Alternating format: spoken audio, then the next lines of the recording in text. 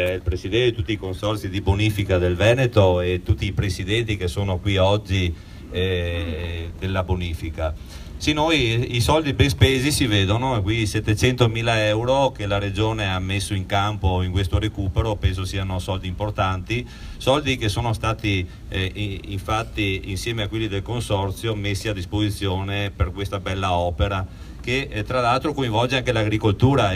Veneto Agricoltura, che è un nostro settore importante dell'innovazione e della ricerca, che qui ha comunque dimostrato il meglio di sé,